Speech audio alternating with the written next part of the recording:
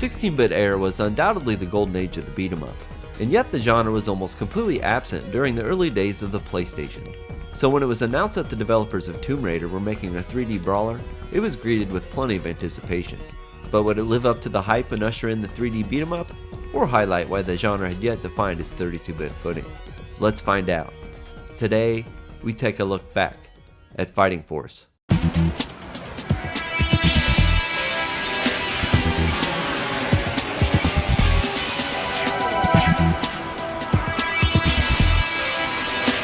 Fighting Force was developed by Core Design and published by Eidos in November of 1997, a little over 2 years after the US PlayStation launch, with the same duo releasing Tomb Raider a year earlier.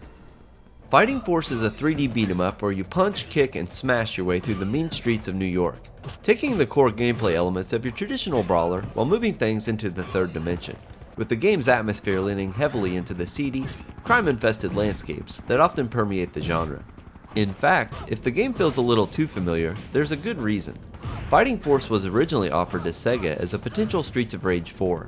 Sega was apparently interested in the concept, but hinted that they had their own ideas for continuing the series, and thus, Core continued development of Fighting Force as a standalone, multi-platform property.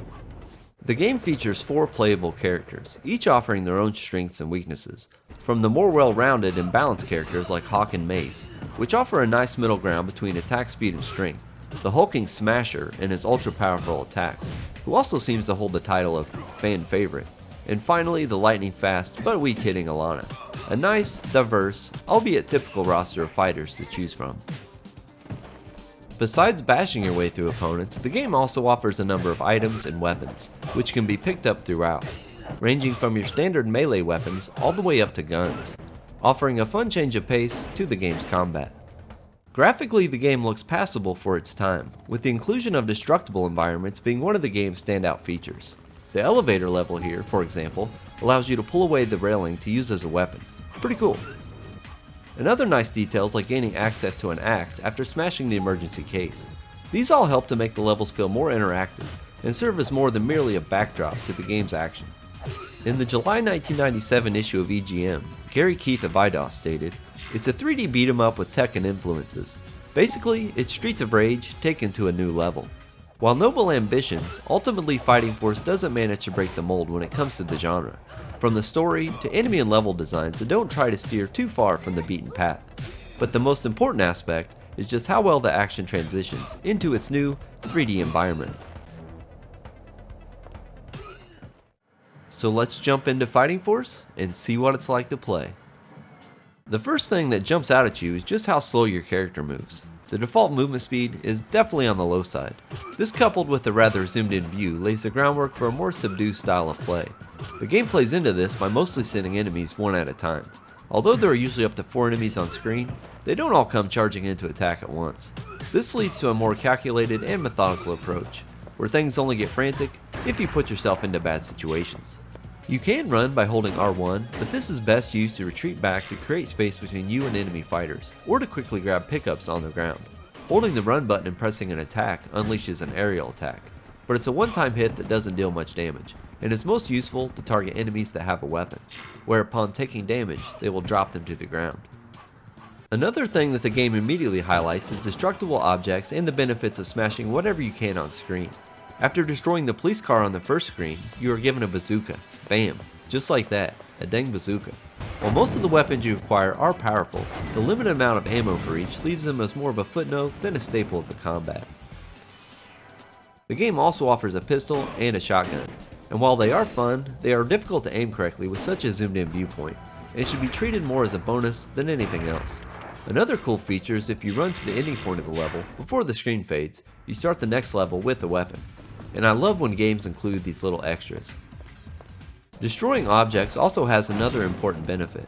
You start Fighting Force with just a single life, and acquire extra continues upon every 50,000 points. After clearing a stage, you get a destruction bonus for every object destroyed, so it's worth it to destroy whatever you can to help build up your point total. And though the game uses a traditional, arcade-like high score system, it's not something that really intrigues me in a beat 'em up, but I was sure to grab all the money on a stage and destroy whatever I could to help build up continues. Fighting Force mostly takes place in New York, and the stages are about what you would expect from the setting.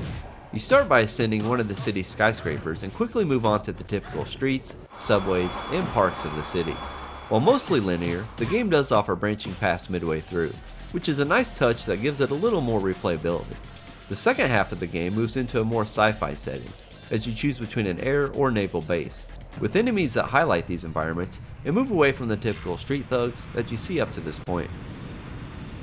As for the game's story, the criminal mastermind Dr. Dex Zing is a former powerful government agent who believed the turn of the century would lead to Armageddon. When the clock struck midnight on the year 2000 and nothing happened, Dr. Zing became enraged, certain that something went wrong. He is now hell-bent on fixing this mistake to bring about his vision of the end of the world. However, one of his former assistants can no longer support his corruption and brings together a team to stop his evil plans, creating the Fighting Force to end the end of the world. The main gameplay loop of Fighting Force is defeating waves of enemies as you progress through the game's stages. Enemies will attack one at a time and exhibit a walking animation as they prepare to fight. It's here where you want to either start a punch or kick attack combo.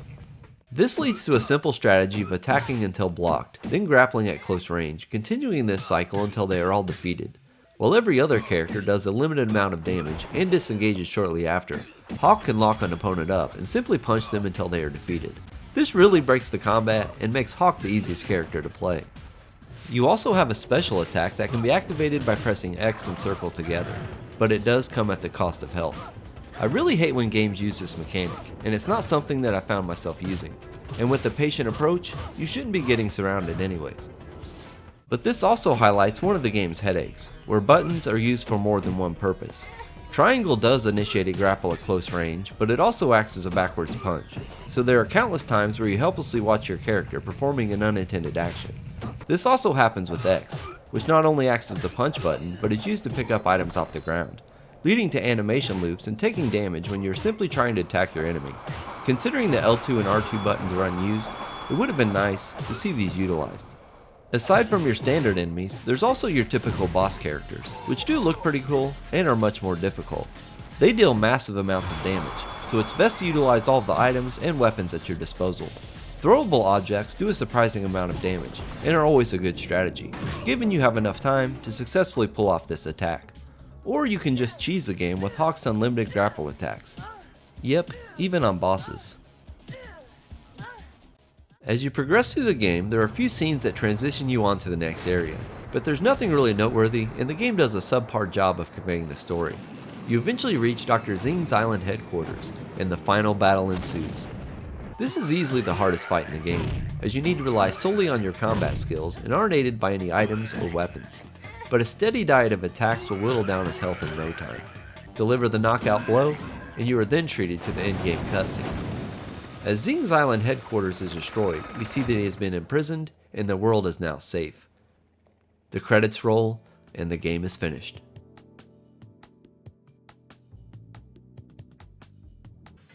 Fighting Force didn't make a great first impression. Going into the game with a mindset of frantic off-the-wall action with fists blazing isn't exactly what the game delivers, but the more I got used to its more methodical approach, the more I began to appreciate what it does offer, which is a standard, albeit slow-paced beat-em-up that doesn't push many boundaries. While it can become repetitive, the combat is ultimately satisfying once you master its nuances, and offers a fun experience. In its time, Fighting Force was released to commercial success but mostly mixed reviews. EGM gave the game scores ranging from 7 to 8.5. The official PlayStation magazine gave the game a 3 out of 5. And Next Generation gave the game 3 stars, stating, "Despite its derivative nature, Fighting Force is a very fun game. Yet, it's just not the same huge leap forward for the Final Fight genre that we might have expected from the creators of Tomb Raider." From a collecting aspect, aside from numerous jewel case variants, the game was also released as a greatest hits, and as part of the Eidos Collector's Edition 3-pack. The game was also released on PC, and was eventually ported to the Nintendo 64 in 1999. So that's a look back at Fighting Force, a mixed bag that I think is ultimately worth a playthrough for fans of the genre. Thanks for watching everyone, and I'll see you next time.